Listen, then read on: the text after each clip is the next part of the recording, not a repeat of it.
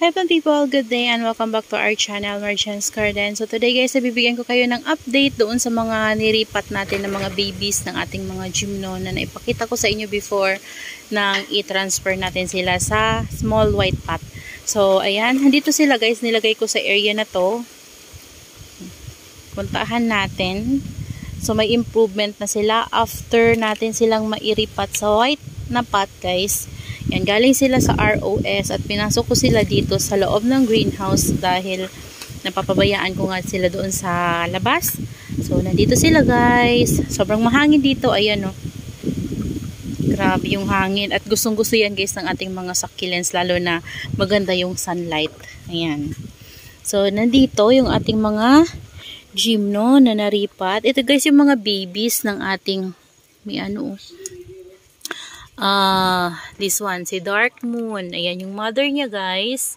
Ayan, meron na naman siyang mga bagong pups na binibigay sa atin. And ito, yung mga naripat natin na mga babies nila. May tumutubo na na damo guys. Oh. Ayan, bilis nila tubuan ng damo. Ganyan. Tinatanggal natin yan kasi naaagaw pa yan yung nutrients na napupunta sa ating mga halaman. So, ito, ang mother nito guys ay si Tricolor. Ayan, mapapansin nyo guys, yung ano niya ay nagpipink. Ayan, ayun yung mother niya guys. Ayan, maraming babies din yan at inaantay nating lumaki para maipropagate natin. So, ayan o. Malaki na siya guys. And alam nyo ba, nakuha ko to dati ng maliliit pa talaga. Parang mga malaki-laki lang ng konti dyan guys sa mga babies niya. Ayan o. Tingnan nyo ng maigi dito. Malapit. Lumalaki na rin yung natira dito na baby na hindi ko ginalaw. Oh. Yung kasabayan niya na kinuha ko dyan guys, nawala. Siguro nung nag-spray ako nadala. Ayan oh. Dami oh. ba? Diba? Ayan. Tapos dito may mga bago naman natang patubo. At ganyan na yung itsura niya. Sobrang ganda ng color niya guys, no? Ayan. Tapos, siguro mga 2 yung meron tayo niyan. Ito yung isa guys, oh. Yan. Tapos dito yung iba. Yan, lumalaki na rin sila. Tapos ito yung mga niripat natin galing sa labas. Yan, lumalaki na yung mga babies ng ating Dark Moon. Ayan. Ito malaki na guys, oh. Diba? Yan, malaki na. Ito din, malaki na. Yan. Ito, parang tricolor to guys. Yan, pansin kasi guys sa mga ano nila, sa mga color. Yan, kasi yung Dark Moon natin, ay yung color niya ay parang nag-orange. Yan. Ganito siya guys kapag nag-stress. Orange na may green, green na may konting red. So, ganito siya. Napapansin nyo guys yung color niya. Kapag ano naman, tricolor, mayroong mga pink-pink na lumalabas. Ayan. So, ganyan yung itsura ng tricolor at saka ng Dark Moon. So, mapapansin nyo yan guys sa itsura nila, sa color nila habang lumalaki sila. Ayan. Then, yung kiko natin ng mga babies. Ayan. Lumalaki na rin guys. Pwede na natin silang i-transfer sa mga ganitong pot kapag lumaki-laki pa sila. Ayan. Pero sa ngayon, hindi mo natin sila gagalawin kasi wala din tayong mapaglalagyan sa kanila guys. Tapos, nandito yung iba natin na mga babies. Ayan, lumalaki na rin sila.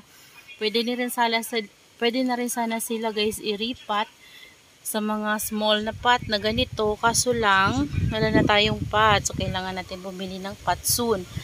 And siguro hayaan ko na lang muna sila ngayon guys na sama-sama dyan habang wala pa tayong patungan. Kasi mahirap naman guys kapag niripat ko sila tas kung san-san ko lang sila ilalagay. So, pumapangit din.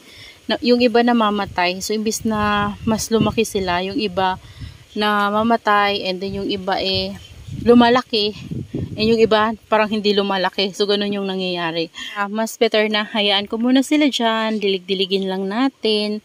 So, meron pa ako guys mga iriripat. Ito, kailangan na naman ito ng ripat. Ayan, panibagong soil naman yung gagamitin natin. Meron naman yan guys, garden soil, pero hindi gaano yung nilagay ko dyan na garden soil. Marami yan yung mga galing sa mga pinagsunugan ko na sinala ko dati. So yan, siguro mas gusto kong maglagay kasi sa kanila ng mas maraming garden soil, kagaya ng mga succulents kasi natin guys. Lumalaki kasi sila talaga sa garden soil na ginagamit ko sa kanila. Yung garden soil namin dito guys. So, hindi ko naman maire-recommend sa inyo na ganun din yung gamitin nyo sa inyong mga halaman or yan, succulents or yung cactus. Kasi magkakaiba naman tayo guys ng lupa sa area natin. So, yung lupa kasi dito sa amin guys ay itim. So, nagugustuhan nyo ng ating mga succulents. And then, ang ating mga cactus, lumalaki talaga sila. Ito bago ko lang silang i-repot dito sa pot na to, yung ceramic pot ko guys. Yan yung tinaniman ko before ng Trailer Pearl, tsaka ng Crispate Beauty. So, tinanggal ko and ayan. Ayan na guys. Diba? Ang lalaki nito. Tingnan nyo naman guys. Ahaba ng tinik. So, dati lang yan guys, green. Tapos may konting variegation na yellow. Tapos ngayon, ayan, gumanda Ayan. So, habang lumalaki sila guys, nag-iiba yung color nila. Depende sa sunlight na natatanggap nila. So, kapag intense yung sunlight na natatanggap nila, siguro mas gumaganda pa.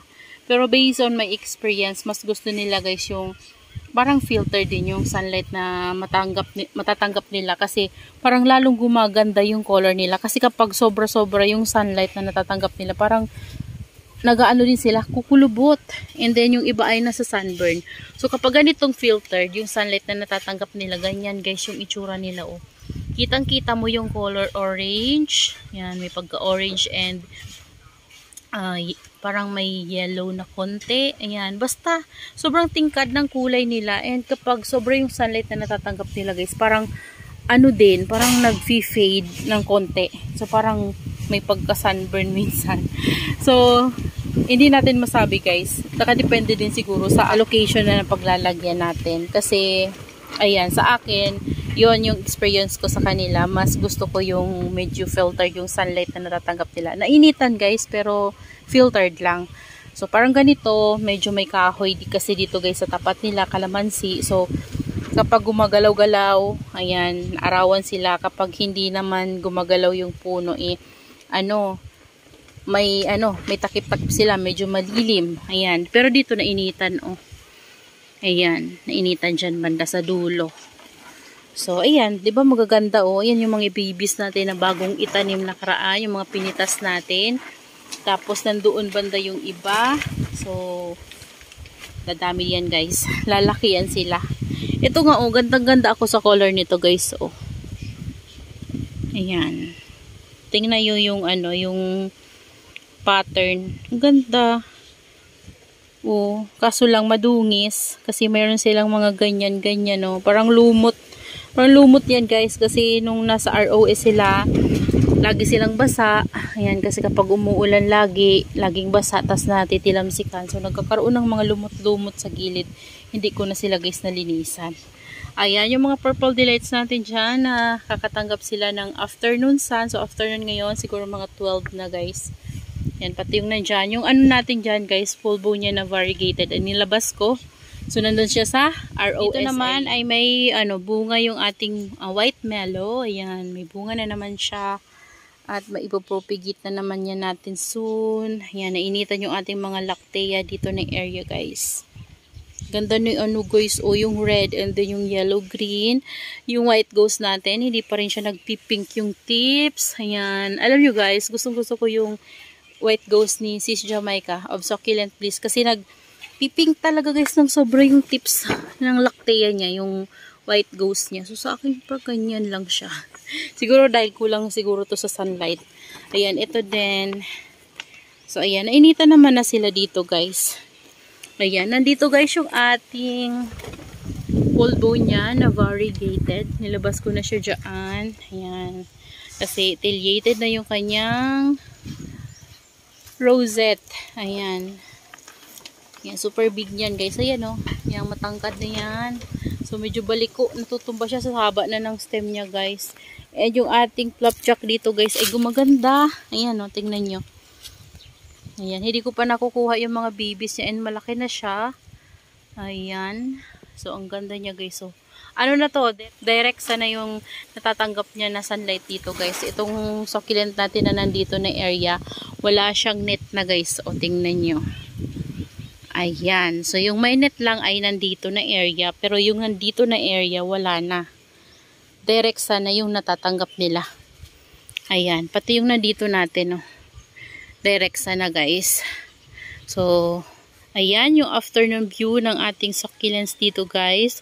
Mas maganda pala yung flapjack kapag naka-direct sun kasi lalong nagre-red yung mga tips nila, guys. Ayan, oh. Yan, bumabalik na yung color nila. Compare dati na nag-green na. Tapos ito nagkakaroon na ng color ulit si Indonesian flapjack. Ayan.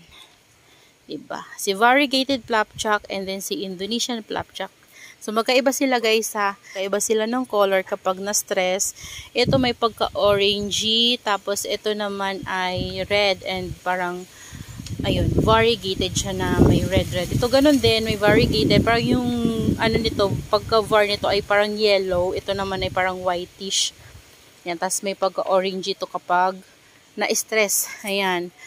Yung ano naman natin, habit. Ayan, nandun, meron tayong habit doon. Yun, guys, ay galing siguro yun sa original na flapjack, yung red talaga. Kasi yung original na flapjack ay red. Yun, kapag na-stress, yan, yung buong dahon niya ay talagang puro red kapag na-stress. Galing siguro doon, guys, yung ating habit. So, kasi yung ating habit ay nagkakaroon siya ng original form. So, parang flapjack siya. So, yung labas niya ay parang nagre-red lang yung mga tips niya. Siguro galing yun sa original na flapjack. Ayan, guys, yan lang yung ma-share ko sa inyo today. And yan yung look ng ating garden kapag tanghali. Ayan, ang ganda, guys, dito ng ano, area. Grabe. Yan, oh. Ang ganda kasi kitang-kita yung ating mga succulents. And hindi pa, guys, ayos yung greenhouse natin kasi busy pa si Papa. Hindi ko pa napapaayos. Ayan. So, hindi pa naayos yung nasira natin na bubong. So, galing dito ay sobrang ganda ng ating mga succulents, guys. Tingnan. Ayan sila. Parang nag-glow sila sa ilalim ng sunlight. Ayan. Super ganda, guys. Look at that. Yan. So, yung ating apricot naman, guys, ipapakita ko sa inyo kapag tanghali. Ganyan yung sunlight na natatanggap niya kapag tanghali. So, medyo malilim ng konti talaga dyan, guys, sa area niya. Kaya siguro nagugusahan niya. Ayaw niya ng sobrang sunlight kasi kapag sobrang sunlight yung natatanggap niya ay nasa sunburn siya. So, yan, guys. That's all for today's video. Yan, I hope you enjoy watching and see you on my next vlog. Happy gardening, everyone. Bye!